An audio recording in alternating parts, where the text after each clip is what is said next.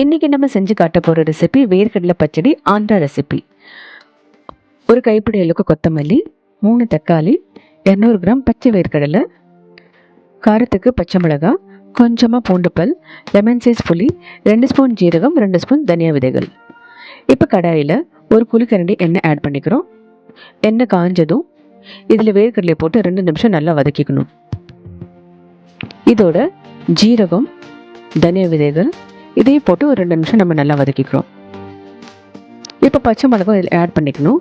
இதையும் போட்டு கொஞ்சம் நேரம் வதக்கிக்கணும். இது நல்லா வதங்கிருச்சு. இப்போ நம்ம பிளேட்டுக்கு ட்ரான்ஸ்ஃபர் பண்ணிக்கலாம். இதே கடாயில் 1 ஸ்பூன் எண்ணெய் ஆட் பண்ணிவிட்டு எண்ணெய் காஞ்சதும் தக்காளி, கொத்தமல்லி போட்டு நம்ம நல்லா வதக்கிக்கிறோம். இது வதங்கிருச்சு. இப்போது வதக்கி வச்ச பொருளெல்லாம் மிக்ஸி ஜாரில் ட்ரான்ஸ்ஃபர் பண்ணி நம்ம பவுடர் பண்ணி எடுத்துக்கிறோம். தேவையான அளவுக்கு உப்பையும் நம்ம ஆட் பண்ணிக்கிறோம். பேஸ்ட் பண்ணி எடுத்தாச்சு. இப்போ நம்ம தாளிப்பு கொடுத்துடலாம்.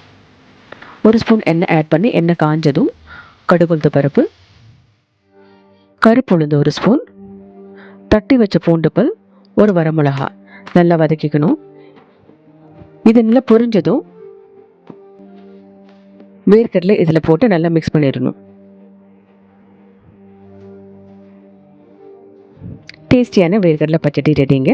இது இட்லி, தோசை, சப்பாத்தி, பூரி எல்லாத்துக்கும் நல்லா டேஸ்ட்டாக இருக்கும். இந்த ரெசிபியை உங்களுக்கு பிடிச்சிச்சுன்னா நீங்கள் ட்ரை பண்ணி பாருங்கள்.